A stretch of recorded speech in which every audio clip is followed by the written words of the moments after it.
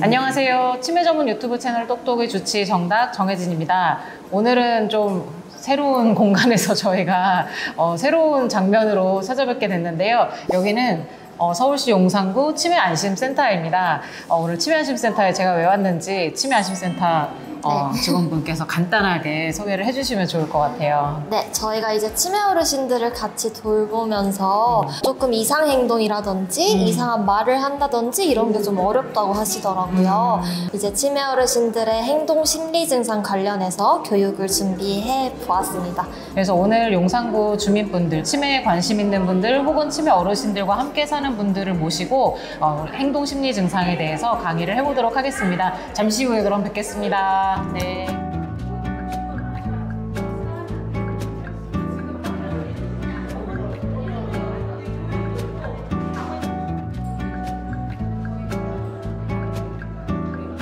일단은 소개를 한번 해드릴게요. 우리 국내 최초 치매 전문 유튜브 치매 똑똑이라는 거가 있어요. 채널이 정혜진 원장님 우리 소개시켜드릴게요. 큰 박수로 한번 안녕하세요. 안녕하세요. 마포구에서 작은 의원을 운영하고 있고 유튜브 치매 똑똑 채널을 운영하고 있는 의사 정혜진입니다. 반갑습니다. 저희 오늘 이제 강의를 의뢰를 받은 거는 치매 어르신들의 좀 이상한 말들이라든지 이해하기 어려운 행동들에 대해서 얘기를 해달라고 강의를 부탁을 받았고, 저희가 실제로 치매 전문 유튜브 채널을 운영하면서 어쩌면 제일 많이 했던 얘기들인 것 같아요.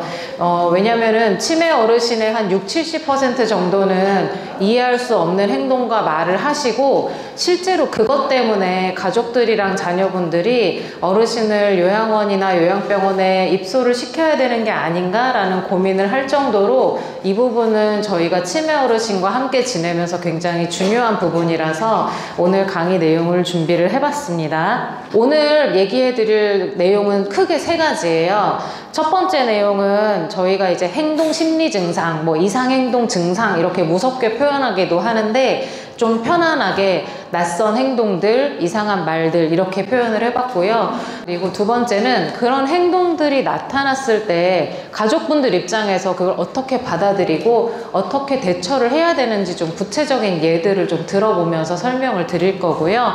세 번째는 마지막으로 저희가 항상 강조하는 이야기, 치매를 돌보는 원칙들에 대해서 좀 정리해서 말씀을 드릴게요. 그래서 첫 번째로 어르신들이 정말 낯설게 느껴지고 도대체 왜 저러는지 모르겠는 저런 이상한 말을 왜 하는 건지에 대해서 설명을 간단하게 드려볼게요. 행동심리 증상이라고 하는 게 왜 생기냐면, 자, 치매가 걸리면 기억력이 나빠지죠. 혹시 들으셨어요? 단기 기억이 없어지는지 장기 기억이 없어지는지?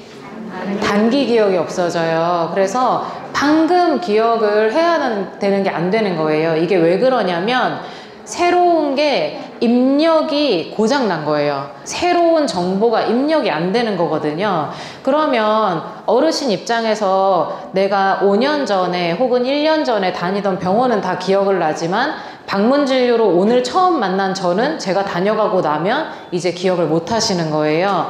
우리의 24시간에는 늘 했던 행동을 반복하는 시간들도 있지만 오늘 처음 하는 것도 분명히 있어요. 처음 보는 음식도 있을 거고 처음 보는 TV 프로그램도 있을 건데, 하루를 지내고 나면 치매 어르신들은 구멍이 많이 생겨요. 왜냐면 늘 했던 건 되게 익숙한데 처음 보는 건 기억이 안 나잖아요. 그러면 하루를 지내고 나니까 머릿속에 기억 안 나는 부분들이 듬성듬성 생기는 거예요. 그럼 그 부분을 어떻게 해야 돼요? 채워야죠. 뭘로 채우냐? 그러면 내가 최선을 다해서 이야기를 연결시키고 짜맞춰야 되는 거예요. 기억이 안 나네. 그 부분에 뭐가 있었지? 그러면서 내가 알 수 있는 걸로 넣고 퍼즐처럼 자꾸 짜맞추기를 하니까 쫙 연결하면 어떻게 돼요? 이상한 스토리가 됩니다. 그래서 어르신들이 엉뚱한 얘기를 한다고 생각이 드는 거예요. 본인도 굉장히 혼란스럽다. 이거를 좀 기억을 해 두셔야 돼요. 그래서 어르신들은 굉장히 이상한 얘기를 하는 것 같지만 한편으로는 내가 오늘 무슨 일이 있었더라를 막 생각하려고 엄청 애를 쓰지만 말하면 틀렸다고 하니까 기분은 상하고 나는 좀 내가 알고 있는 대로 얘기했는데 지적당하니까 좀 이렇게 좌절하고 이걸 하루 종일 반복하고 계시니까 어르신 스스로는 좀 굉장히 위축되고 하루하루가 너무 고군분투하는 삶이 되는 거예요. 그래서 이런 행동 증상에는 어떤 식으로 나타나는 증상들이 있냐면 망상, 이상한 신념이죠. 환각, 없는 게 보여요. 그리고 굉장히 우울해요. 왜냐? 계속 혼나고 계속 지적받고 생각도 안 나고 우울할 수밖에 없어요. 그리고 불안해요. 내가 뭔가를 모르고 있는 것 같으니까 너무 불안해요. 사실은 불안하고 초조하고 내가 분명히 해야 할 일이 있는 것 같은데 그거를 못한 것 같아요. 그럼 그걸 하러 나가야 되거든요. 자꾸 배회하시고, 그리고 때로는 저 사람이 나한테 지금 뭘 하려고 하는 거지 하다 보니까 방어하려다가 때리기도 해요. 맨날 만나는 요양보호사인데 나는 처음 본 사람이거든요. 그리고 밤에 잠을 못 자고, 왜냐 낮에 아무것도 안 하시니까 낮에 좀 주무시더라도 밤에 안 자요. 그리고 먹는 거, 약 먹는 거, 씻는 거 다 거부하고, 그리고 했던 것도 하고 했던 것도 하고. 근데 문제는 증상이 계속 바뀌어요. 이 행동을 해가지고 막 너무 고심고심해서 어떻게 해서 교정을 했어요. 그럼 또 다른 행동이 생겨요. 100명의 치매 어르신이 있으면 100가지 치매 증상이 있다고 할 정도로 치매 어르신은 모두 다 증상이 너무나 다릅니다. 자, 그래서 돌보는 가족들이나 요양보호사 선생님들이 이것 때문에 어르신을 시설로, 병원으로 이렇게 보내게 되는 거예요. 그러면 이 행동심리 증상들, 이상한 말과 낯선 행동들을 우리는 어떻게 받아들이고 대응을 해야 될까? 한 가지씩 살펴볼게요. 자, 행동심리 증상 대처 목표가 뭐냐? 마음 아프지만 없애는 것은 불가능하다. 사실은 이런 행동 증상을 줄이는 가장 큰 목표는 어르신이 다치지 않고 가족들도 무사하고 안전한 범위 내에서 생활할 수 있는 게 목표이고, 어르신과 가족분들 모두의 삶의 질이 증가하는 방향이 목표인 거예요. 그래서 이 증상은 없애려고 하시면 안 되고 최대한 우리가 줄이고 감당할 수 있는 정도로 완화시키는 게 목표가 돼야 됩니다. 첫 번째, 정말 다양한 망상이 있습니다. 이 망상은 아까도 말씀드린 것처럼 기억의 문제인데, 기억이 사라지고 나면 그 부분에 내가 잘못된 어떤 생각을 끼워 넣다 보니까 퍼즐이 이상하게 맞춰져서 자꾸 신념처럼 딱 자리 잡고 생기는 거예요. 제일 유명한 망상은 사실은 도둑망상. 알츠하이머 치매 어르신들의 초기에 많이 나타나는 건데, 열쇠 없어졌다, 지갑 없어졌다, 안경 없어졌다 정말 많이 하시거든요. 그리고 이제 질투망상이라 그래서 너네 아버지가 요양보호사랑 바람이 났다, 이 얘기 정말 많이 들어요, 저희도. 그리고 피해망상, 누가 자꾸 자기를 때린다, 뭐 이런 거. 그리고 또 진짜 답답해 하시는 거, 자꾸 여기가 집인데 집에 간다고 나가시죠. 그렇다면 우리는 어떻게 해야 되느냐? 치매 이제 초심자 입장에서는 부정을 하고 계속 싸웁니다. 엄마 왜 그래, 아빠 왜 그래, 그러면서 계속 싸우고, 또는 이게 너무너무 힘드니까 어느 순간에 그래 맞아 내가 가져갔다 뭐 이렇게 해버리거나, 요양보호 선생님 범인이라고 하고 선생님 이제 못 나오게 해요. 그렇게 하는 집도 있어요. 그럼 100% 다음 요양보호사를 의심하게 됩니다. 그래서 그런 거는 하지 말아야 되고, 저희가 이제 도둑망상 있다 그러면은 어떤 방식으로 하냐면, 일단 실제로 있는 물건이면 그 물건을 우리가 눈에 잘 띄는 곳에 놓고 엄마 나랑 같이 찾아볼까? 아빠 나랑 같이 찾아볼까? 하고 집안을 뒤지면서 그 물건을 어르신 본인이 찾아서 잡게 만듭니다. 이거는 되게 찾았다라는 그거를 기억 못 하실 수는 있는데, 어르신들이 정보는 기억이 안 되는데 감정은 기억을 해요. 아, 그걸 내가 찾았구나. 그렇게 해서 약간 안심할 수도 있고 몇 번 반복해야 될 수도 있는데, 실제로 내가 잡아서 찾았다라는 걸 느끼면 그 일이 조금 사그라듭니다. 물론 이제 단기간 이내에 다시 발생할 수도 있긴 하지만요.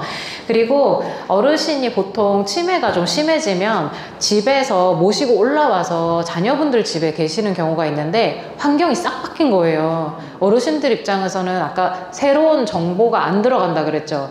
그러면 그 작은 집에서 길을 잃어버리시는 거예요. 혹시라도 어르신을 모시고 올 계획이 있으신 분들은 어르신 물건도 싹 그냥 가지고 오시는 게 좋습니다. 그래서 배치도 좀 익숙한 배치로 해놓고 어르신이 아끼던 물건 이런 것들은 최대한 버리지 않고 두시는 게 좋고요. 그리고 같은 물건을 좀 여러 개 마련을 해두시는 게 좋아요. 안경이라든지 열쇠라든지 지갑이라든지 이렇게 종종 잃어버리시는 것들이 정해져 있거든요. 그런 것들은 늘 같은 장소에 두되 혹시나 잃어버리면 바로 대처할 수 있게 여러 개를 좀 장만을 해두시는 것이 좋습니다. 그리고 정기적으로 시력이나 청력을 테스트 하시는 게 좋은데 어르신들이 진짜 보청기를 잘 안 하려고 하세요. 뭐 안경이야 그렇다 치지만 보청기를 하는 순간 어르신의 그 망상이나 이런 인지가 좋아지기도 하거든요. 청력이 좋아지면서. 그래서 보청기를 가능하면 좀 설득해서 하시는 게 좋고, 집에서 혈압이나 혈당, 당뇨 고혈압 있으신 분들은 좀 정기적으로 체크를 해주시는 것도 좋아요. 일시적인 증상일 수도 있고 지속적인 증상일 수도 있으니까 좀 보셔야 되고, 중요한 건 망상은 대체로 해롭지 않습니다. 망상을 어르신들이 나타날 때 물건을 찾는 행위를 좀 즐겁게 한다든지, 혹은 이런 증상이 나타났을 때 옛날 사진첩을 보거나 혹은 노래를 부르는 방식으로 좀 즐거운 것으로 전환을 시킨다든지, 그런 방식으로 좀 주의를 돌려볼 필요가 있어요. 자, 두 번째, 지긋지긋하다라고 얘기를 하는데 좀 반복되는 행동이나 말을 많이 하시는 것 같아요. 어르신 입장에서는 오늘 며칠이야 그랬는데, 오늘 뭐 8월 4일인데요 그랬는데, 오늘 며칠이야 이렇게 처음 물어보는 것처럼 또 물어보잖아요. 그러면 8월 4일이야 그러면은 그게 한 3번까지는 보호자분들도 좀 참으시더라고요. 근데 이게 4번 되고 5번 되고 10번 되면 8월 4일이랬잖아 이렇게 바로 나갑니다. 그러면은 이제 어르신은 왜 화를 내고 그래 뭐 이렇게 되는 거죠. 갑자기 본인은 그냥 화를 내는 그 장면만 딱 알게 되니까. 그치만 또 시간이 지나면 또 오늘 며칠이냐고 물어보실 텐데, 사실은 뭔가 날짜를 묻는데 이유가 있을 수 있어요. 그래서 오늘 날짜는 왜 묻는데 이렇게 좀 바꿔서 화제를 좀 물어볼 필요가 있어요. 상당히 중요한 거를 말하고 싶은데 그거를 말을 하는 순서를 스스로 이렇게 조리 있게 말하지 못해서 날짜부터 뱉으신 다음에 진행을 하고 싶은데 진행이 안 돼서 첫 페이지에서 영원히 진도가 안 나가는 그런 책들처럼 어르신들 입장에서도 그런 이야기의 서두를 꺼내시는 걸 수 있거든요. 그래서 이게 어르신이 뭔가 하고 싶은 얘기가 있나 보다, 혹은 되게 지금 중요한 뭔가를 표현하고 싶을 수도 있구나, 이렇게 좀 생각을 해주시면 좋을 것 같아요. 어르신이 한 말이 틀렸거나 한 행동이 틀렸을 때 우리가 이러지 마세요, 이건 별로 도움이 안 돼요 라고 지적해 주는 것보다는 괜찮다라고 안심을 시켜주는 게 우선이고요. 어르신이 왜 이 행동을 하는지 알려고 하지 말고 어떤 마음으로 이 행동을 하는지 알려고 하는 게 중요합니다. 그래서 하는 행동을 지적하기보다는 하는 그 감정, 뭐 때문에 이런 행동들을 하는지를 좀 집중을 해야 되고요. 이것도 마찬가지로 위험하지 않으면 굳이 제한할 필요 없어요. 그래서 계속 휴지를 접는 분이 계시고 빨래를 개는 분이 계시고 이러는데, 안전한 범위 내에서 그것 때문에 좀 심심하지 않을 것 같으면 그냥 일을 주시면 됩니다. 그리고 이제 같은 질문을 매일 하는 어르신들에게 저희가 한 가지 이제 데이케어 센터나 요양원에서 많이 쓰는 방법인데, 목걸이에다가 이렇게 명찰 같은 거에 답을 써줘요. 그러면은 어르신 날짜 며칠이냐고 물어보면 어르신 여기 써있죠? 써있죠? 이거를 매일매일 하루에도 몇 번씩 하다 보면 어르신들이 이제는 날짜를 묻지 않고 바로 이걸 보십니다. 그러니까 새로운 정보가 습득은 안 된다고 했는데 훈련을 통한 학습은 되세요. 이게 어르신들이 당장의 정보를 합숙할 수는 없지만 여러 번 반복되는 과정을 통해서 훈련은 가능하기 때문에 이런 식으로 좀 활용을 해보시는 것도 좋아요.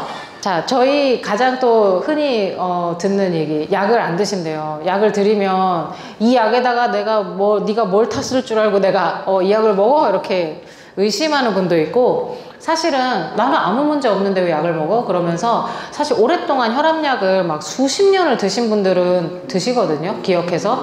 근데 최근에 혈압약을 드시기 시작했거나 혹은 치매 때문에 이제 약을 드시는 게 시작된 분들 같은 경우는 약을 왜 먹어야 되는지 사실 모릅니다. 치매약들이 먹으면 소화가 좀 안 되기도 하고 먹으면 좀 졸린 약도 있고, 그렇다 보니까 약을 딱 먹는 순간 부대 끼고 잠이 안 오잖아요. 바로 이거 독약이 됩니다. 이거는 그래서 이 약을 먹고 느끼는 그 감정이 너무 불쾌하기 때문에 나는 너가 주는 약을 먹지 않겠다. 이렇게 선언을 해버리기도 해요.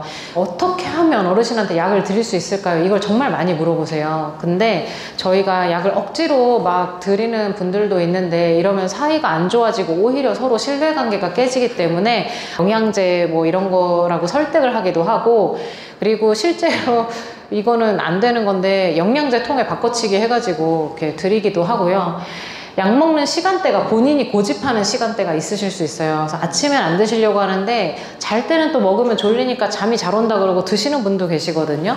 그럼 그 어르신이 원하는 시간대에 좀 맞춰서 약을 좀 드리는 것도 방법이고, 정 안 되면 의사랑 좀 상의를 하시면 의사 선생님이 좀 이렇게 약을 조정을 해 주실 거예요. 그러면은 그 의심이나 망상 이런 행동들을 좀 감소시키는 약들이 있거든요. 그런 거를 드리면 좀 나아지고, 요새 치매 치료제가 패치 파스처럼 잘 나와요. 그래서 영 안 되면 파스 형태로 좀 바꿔달라고 하면 매일 붙이는 것도 있고 일주일에 2번 월요일 목요일 월요일 목요일 이렇게 붙이는 약들도 잘 나와서 이제는 좀 그런 걸로 바꿔보시는 것도 방법입니다. 왜 안 씻냐면 일단은 씻었다고 생각하시는 거예요. 이게 자기의 루틴이었기 때문에 아침에 일어나면 씻는 거, 저녁에 자기 전에 씻는 게 일상이었기 때문에 했다 생각하시는 거예요. 안 한 걸 기억을 못 하시는 거죠. 혹은 그 씻는 과정에서 다른 사람들이 나한테 와서 나를 이게 씻기려고 할 때 그것을 굉장히 좀 거부감을 느끼게 됩니다. 왜냐하면 씻으려면 일단 벗어야 되잖아요. 그게 굉장히 두렵게 느껴지는 거예요. 그런 어르신들하고 씻을 때에는 손부터 발부터 한꺼번에 다 씻기려고 하지 마시고 일단은 오픈되어 있는 곳부터 시작해서 조금씩 종아리로 올라오고, 종아리가 허용되면 허벅지까지 씻고, 그러다가 어느 날 좀 양해해 주시면은 또 이렇게 막 상체도 씻고, 뭐 속옷을 입고 샤워를 하는 것도 방법이에요. 식사 거부에 좀 의외로 많은 게 젓가락질이 어느 순간 어려워지십니다. 어르신들이 이제 치매로 인해서 인지 기능이 떨어지면서 요거 하는 것이 점점 어려워지고, 손가락 근력이 빠지면서 젓가락 생각보다 힘 많이 들어가거든요. 이게 점점 힘이 빠지게 돼요. 그래서 젓가락이 좀 불편해져서 어떻게 보시면 되냐면, 쫙 차려놨는데 반찬을 안 드셔요. 반찬을 안 드신다 그러면 왜 골고루 안 먹고 편식하냐, 이게 아니라 반찬을 잘게 썰어서 숟가락으로 먹을 수 있게 해주셔야 됩니다. 그리고 이제 시각이 아까 좀 이렇게 어두워지고 후각이나 미각도 좀 이렇게 떨어지거든요. 그러니까 이 보이는 음식이 좀 낯설게 느껴져서 먹기가 좀 어려워지실 수도 있고, 맛이 예전하고 다르게 느껴져 가지고 좀 그렇게 먹기가 두려워지기도 합니다. 그래서 감각적인 문제 때문에 그렇기도 하니까 어르신들이 잘 먹는 음식 위주로, 잘 드시는 거 위주로 잘게 썰어서 숟가락으로 충분히 떠드실 수 있는 모양으로 이렇게 바꿔주시면 됩니다. 그리고 음식을 드시는 속도가 현저하게 느려지시잖아요. 상당히 느린 속도에 그냥 맞춰주시는 게 좋고, 서둘러 드시다가 살에 걸리면 그게 오히려 더 위험한 상황으로 올 수 있거든요. 그리고 식사하실 때 주변이 산만하고 식탁 보는 꽃무늬인데 접시도 꽃무늬고 막 반찬도 형형색색이고 그러면 굉장히 혼란스럽습니다. 그래서 하얀색 식탁보에 깨끗한 접시에 반찬들이 딱딱 올려져 있을 때 우리가 접근하기가 쉽고, 그냥 최대한 단순하게 알아차리기 쉬운 자극으로 이거를 주셔야 되는 거예요. 좀 힘이 있는 어르신들에게 해당되는 얘기인데, 좀 이렇게 다니실 수 있는 분들이 배회를 합니다. 배회는 목적지가 딱 있는 배회가 있고 목적지가 없는 배회가 있어요. 목적지가 있는 분들은 매일 같은 곳을 갑니다. 어떻게 해서든 갔다가 다시 돌아오세요. 이게 루틴이 있어요, 배회가. 그리고 목적지 없는 분들은 심한 경우는 그 다리에 힘이 있는데 돌아다니다가 뭐 3시간, 4시간을 계속 걸어서 탈진돼가지고 쓰러지시기도 하고 그러거든요. 배회는 내가 지금 살고 있는 곳이 집이 아니고 집에 가야 된다, 이렇게 생각을 해서 배회를 하시는 분들도 있고, 혹은 내가 이렇게 걷고 있는 걸 이해 못하고 그냥 무의식 중에 계속 걷는 분들도 있어요.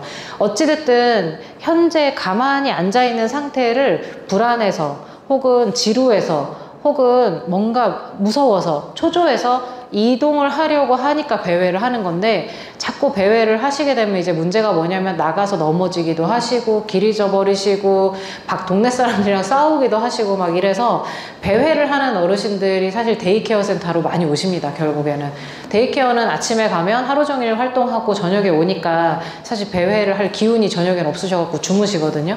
그래서 배회를 하시는데 배회를 하는 행동에 이렇게 못 나가게 하는 게 방법이 아니라 어디를 가시는지 거기를 왜 가야 하는지 물어보면 여러분들이 생각 못하는 답을 얻으실 수도 있어요. 가려고 하는 목적지가 직장이기도 하고요. 몇 년 전에 어르신이 자꾸 어디를 가야 된다고 해가지고 요양보호사 선생님이 어르신이 이제 못 걸으시니까 휠체어에 모시고 동네 산책을 하는데 어르신이 자꾸 집에 가야 된다고 그럼 집으로 모시고 오면 여기가 아니라 그러고 가자는 대로 가봅시다 했고 가자는 대로 갔더니 옛날에 사시던 집으로 가셨다고 하시더라고요. 기억이 살아있고 거기가 집이라고 생각을 하시는 거예요. 그래서 한번 갔다 오고 나니까 그 다음부터는 또 안 가신대요. 그래서 그 배회라는 것이 어디를 가려고 하는 것이고 왜 가려고 하시는 건지 가서 뭐 하려고 하는 건지를 얘기를 좀 나누다 보면 오히려 좀 해답을 찾으실 수도 있고 가깝고 그렇게 멀지 않은 곳이고 어르신들도 좀 이렇게 건강하신 상태면 산책 삼아 매일 같이 배회를 하는 것도 방법입니다. 사실은 배회를 하기 전에 이게 패턴이 좀 있는데 배회의 징조가 있어요. 뭐냐면 들어오시는 시간이 조금씩 늦어진다 그러면 어딘가를 더 추가로 가시는 거거든요. 그리고 낯선 곳에 가면 예전에 비해서 더 긴장하고 더 불안해 하신다? 그러면 이 어르신은 안전한 곳을 찾아 이동할 확률이 높아집니다. 예전에 갔었던 곳, 내가 예전에 했었던 일, 이런 얘기를 하는 게 빈도가 점점 잦아지면서 특정 장소를 계속 언급하시는 경우가 있어요. 그런 경우도 거길 찾아가실 확률이 좀 있습니다. 그리고 익숙한 장소인데 자꾸 찾기 어려워하면 동네를 돌아다니면서 거기를 이제 찾으려고 하세요. 그런 배회가 또 시작될 수도 있습니다. 그래서 항상 배회 패턴을 좀 파악을 하시는 게 좋아요. 어딜 가시는지. 그리고 요거는 무조건 하셔야 돼요. 지문 등록. 지문 등록은 치매안심센터에서도 하실 수 있고 뭐 경찰서에 가서 하실 수도 있고 한데 이 지문 등록 요새는 이렇게 스마트폰 앱에서도 할 수가 있거든요. 그래서 뭐 손자 손녀분들한테 부탁해서 하실 수도 있습니다. 그리고 인식표라 그래가지고 옷 안에다가 다는 다림질로 이렇게 해서 붙여서 다는 그런 표를 나눠줘요.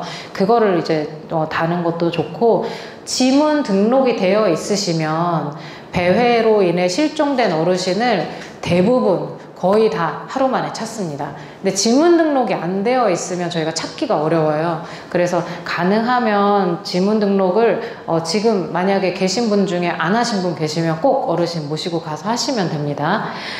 밤에 자꾸 나가는 분들 있어요. 밤에 의외로 현관 쪽에 벽지랑 비슷한 색깔의 커튼을 쳐놓으면 거기가 벽이라고 인식해서 안 나가시기도 해요. 근데 배회가 너무 심해서 조절이 안 되고 어르신이 나가서 자꾸 이제 길 잃어버리시고 다치고 하시면 결론적으로는 조금 이제 약물 처방을 받는 게 도움이 될 수 있습니다.